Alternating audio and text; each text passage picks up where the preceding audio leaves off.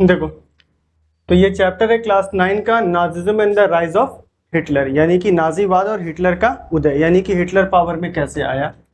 तो ये जो चैप्टर हम पढ़ने जा रहे हैं हम लोग, तो ये चैप्टर जो है ना, ये सेकेंड वर्ल्ड वार के टाइम का है। ठीक है, तो सेकेंड वर्ल्ड वार के समय ही हिटलर जो है वो जर्मनी का चांसलर था। ठीक है, तो सेकेंड वर्ल्ड वार जो है वो चला था 1935 से लेकर 1945 के बीच में।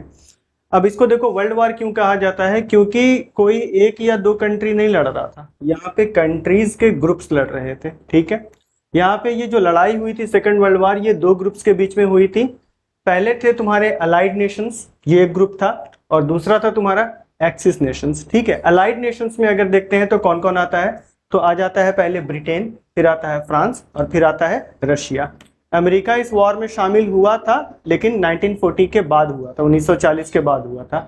क्यों हुआ था शामिल, तो उसका रीजन ये है कि जापान जो है ना, तो जापान ने अमेरिका के नेवल बेस पर्ल हार्बर पे अटैक किया था, तो जिसके वजह से अमेरिका जो है मजबूर हो गया था इस लड़ाई में आने के लिए। और जब अमेरिका इस लड़ाई में आता है तो अल्टीमेटली अमेरिका ही क्या करता है कि जापान के हिरोशिमा और नागासाकी पे बॉम्बिंग करता है, जिसके बाद ये लड़ाई खत्म होती है और दुनिया ने पहली बार एटम बम देखा था। ठीक है, कि एटम बम क्या चीज होता है, जिसको ओपेनहाइमर ने बनाया था। एक्सिस नेशंस में आ जाओ तो तुम्हारा जर्मनी आता है, इटली आता है, ठीक है, और जापान आता है। तो ये तीन कंट्रीज इधर है। ठीक है, तो पहला अलाइड नेशन है, दूसरा क्या है, एक्सिस नेशन। ये सेकंड वर्ल्ड वार के टाइम का कहानी है। ठीक है, अब देखो क्या होता है आगे। लड़ाई में बहुत कुछ हुआ। अप्रैल 1945 जब आया, 1945 में अप्रैल का महीना, Hitler committed suicide with his propaganda minister Goebbels in a bunker in Berlin. Hitler जो है वो जर्मनी का चांसलर था, और हिटलर ने क्या किया कि अप्रैल 1945 ने खुद को गोली मार लिया, अपनी उसकी बीवी के साथ ही अपने आप को गोली मारा था। ठीक है, और हिटलर के साथ मरने वाला एक और आदमी था जो कि उसका प्रोपेगेंडा मिनिस्टर था, जिसका नाम था गोबेल्स। ठीक है, प्रोपेगेंडा का मतलब होता है कि एक तरह से गलत चीजों को पब्लिक में पहुंचाना। ठीक है, गलत लोगों के दिमाग में गलत गलत चीजें डालना, इसी को कहा जाता है प्रोपेगेंडा। ठीक है, तो हिटलर ने सुसाइड कर लिया एक बंकर में बर्लिन में। ठीक है, अब देखो क्या होता है। मई 1945 में Germany surrender to allied. Germany ने क्या किया, अलाइज नेशंस के सामने सरेंडर कर दिया, हार मान गया जर्मनी। ठीक है, तो इसके बाद अगर हम देख रहे हैं तो कि सेकेंड वर्ल्ड वार खत्म हो चुका। ठीक है, जर्मनी के सरेंडर करने के बाद नहीं हुआ था खत्म, एक्चुअली अभी भी जापान लड़ रहा था। तो जापान को सरेंडर कराने के लिए ही क्या किया था कि अमेरिका ने जापान के हिरोशिमा और नागासाकी के ऊपर बॉम्ब गिराया था, उसके बाद ये लड़ाई खत्म हुआ था। ठीक है, अब देखो यहाँ पे क्या है, official record of the number of people killed in world war 2, यानी कि सेकेंड वर्ल्ड वार में कितने लोग मारे गए उसका ऑफिशियल रिकॉर्ड है। एक चीज दिमाग में रखना कि ऑफिशियल रिकॉर्ड जो होता है वो कभी भी ट्रू नहीं होता है। ये सरकार तुमको बताती है कि इतने लोग मरे हैं, बट एक्चुअल नंबर इससे कहीं ज्यादा होता है। ठीक है, तो अगर देखो तो 6 मिलियन इसमें ज्यूज मारे गए थे। ज्यूज का मतलब होता है यहूदी, 6 मिलियन का मतलब 60 लाख। 60 लाख यहूदियों को हिटलर ने मारा था, जो कि ऑफिशियल डेटा है। इससे कई ज्यादा यहूदी शायद मारे गए होंगे। ठीक है, उसके बाद जिप्सीज जो थे वो 2 लाख मारे गए। ठीक है, उसके बाद पोलिश यानी कि पोलैंड के रहने वाले जो लोग थे, पोलैंड पे भी हमला किया था हिटलर ने, तो पोलैंड के लोग जो थे वो 10 लाख थे जो मरे थे इस लड़ाई में। उसके बाद खुद जर्मन्स मरे थे 70,000, जर्मनी की तरफ से भी लोग मारे जाएंगे। ठीक है, तो इतने लोग मरे जो कि ऑफिशियल डेटा है। ठीक है, ये एक्चुअल डेटा नहीं है, एक्चुअल डेटा इससे कहीं ज्यादा होगा। समझ आया। अब अगला है, देखो क्या हुआ कि जब लड़ाई खत्म हुई तो एक ट्राइब्यूनल बनाया गया। ठीक है, ट्राइब्यूनल एक स्पेशल टाइप का कोर्ट होता है जो किसी खास तरह के केस को डील करता है। तो एक ट्राइब्यूनल बनाया गया कि जो फर्स्ट वर्ल्ड वार के लिए जो दोषी लोग थे उनको सजा देने के लिए न्यूरेमबर्ग ट्राइब्यूनल बनाया गया। अब न्यूरेमबर्ग ट्राइब्यूनल क्या था, तो it was an international military tribunal. ये इंटरनेशनल मिलिट्री ट्राइब्यूनल था। इंटरनेशनल यानी कि कई देशों को मिला करके बना था, मिलिट्री का एक ट्राइब्यूनल या कोर्ट था। For punishing the people who were responsible for second world war, उन लोगों को पनिश करने के लिए ट्राइब्यूनल बनाया गया था जो सेकेंड वर्ल्ड वार के लिए दोषी लोग थे। खास करके अगर देखा जाए तो सेकेंड वर्ल्ड वार के लिए दोषी माना जाएगा जर्मन्स को और इटालियंस को। जर्मनी से ही ये कहानी स्टार्ट हुआ था। जब जर्मनी ने पोलैंड के ऊपर हमला किया था तो वही चीज जो था उसने ट्रिगर किया था सेकेंड वर्ल्ड वार को। ठीक है, अब देखो इसमें क्या होता है। 11 Nazi people were sentence to death. 11 Nazi party के लोगों को मौत की सजा दी गई। अब बताओ कि सेकेंड वर्ल्ड वार के टाइम क्या हुआ था कि जर्मनी दूसरे कंट्रीज से तो लड़ ही रहा था, लेकिन साथ ही साथ जर्मनी ये भी कर रहा था, या हिटलर ये कर रहा था कि जर्मनी, फिनलैंड, ये सब जो आसपास के जो कंट्रीज है वहाँ पे ये हमला भी कर रहा था। और वहां पे जितने यहूदी थे सबको चुन चुन के गैस चैम्बर्स में डाल के मारा जा रहा था। तो इतना हीनियस क्राइम किया हिटलर ने, ठीक है, हिटलर की पार्टी, नाजी पार्टी ने।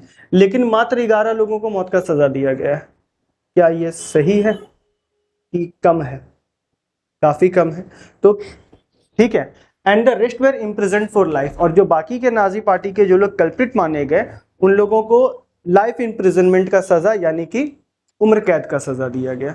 तो यहाँ पे अगर देखा जाए तो अलाइड नेशंस जो है वो थोड़ा सा नरमी बरत रहे हैं, ठीक है, उतना ज्यादा सजा नहीं दे रहे हैं, क्योंकि इसके पीछे का रीजन है जो कि अभी तुमको जब फर्स्ट वर्ल्ड वार पढ़ाएंगे तब समझ आएगा कि फर्स्ट वर्ल्ड वार के बाद इन लोगों ने कुछ ज्यादा ही कर दिया था जर्मनी के साथ, जिसका गुस्सा जर्मन लोगों का फूटा था सेकेंड वर्ल्ड वार के दौरान। तो ये नहीं चाहते थे कि कुछ ऐसा आगे भी चल के, इसलिए थोड़ा सा ये संभल के चल रहे थे, उतना ज्यादा हार्श नहीं हो रहे थे जर्मनी के ऊपर। अगला देखो टॉपिक है background of the outrage of Germans during world war II, यानी कि जर्मनी के लोगों का गुस्सा फूटा था सेकेंड वर्ल्ड वार के दौरान बाकी के लोगों पे और खास करके यहूदियों के ऊपर। तो आखिर इसका बैकग्राउंड क्या था कि ऐसे ही हो गया या कुछ उसके पीछे रीजन था?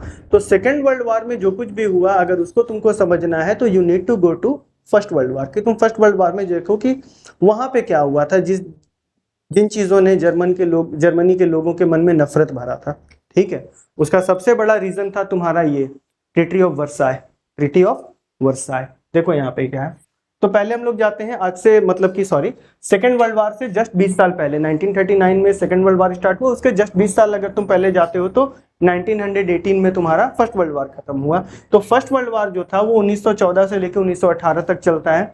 ये भी दो ग्रुप्स में हुआ, पहले थे ट्रिपल अलायंस, दूसरे थे ट्रिपल एंटेंटे, ठीक है, ट्रिपल अलायंस और ट्रिपल एंटेंटे। ट्रिपल अलायंस में कौन आएगा? जर्मनी, ऑस्ट्रिया हंगरी और इटली, ठीक है। और ट्रिपल एंटेंटे में आएगा तुम्हारा ब्रिटेन, फ्रांस और रशिया, इनके बीच में हुआ था। अब देखो फर्स्ट वर्ल्ड वार के पीछे बहुत सारा रीजन था, उसमें एक जो इसका इमीडिएट कॉज था वो था सरायवो मैसेकर। सरायवो एक जगह है तुम्हारा यहाँ पे बोस्निया हर्जेगोविना में। वहां पे क्या है कि शॉर्ट के लिए तुम ये समझ लो कि दो कंट्रीज है यूरोप में, एक है सर्बिया और दूसरा है ऑस्ट्रिया, ठीक है। सर्बिया और ऑस्ट्रिया दोनों के बीच का रिश्ता कुछ अच्छा नहीं था। तो हुआ ये था कि ऑस्ट्रिया का होने वाला जो चांसलर था उसका नाम था आर्क ड्यूक फ्रांस फर्डिनेंड।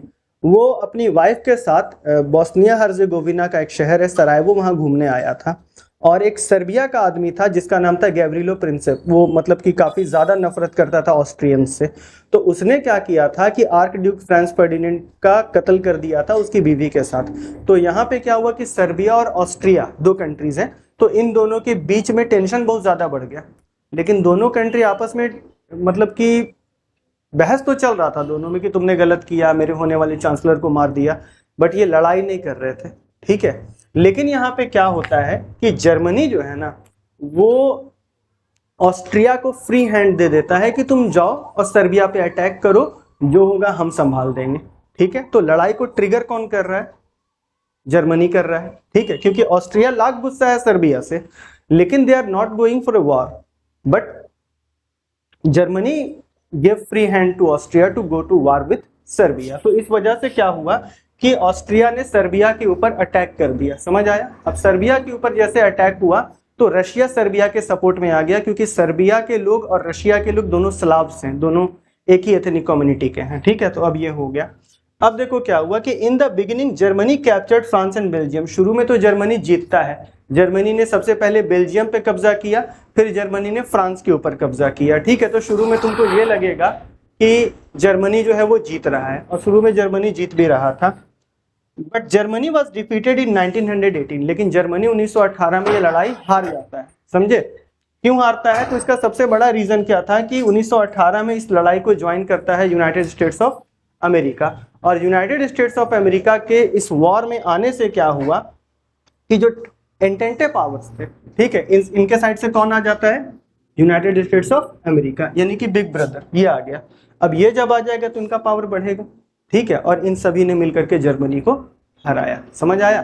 तो ये अभी फर्स्ट वर्ल्ड वार तक का कहानी है कि यहाँ तक क्या क्या हुआ, ठीक है।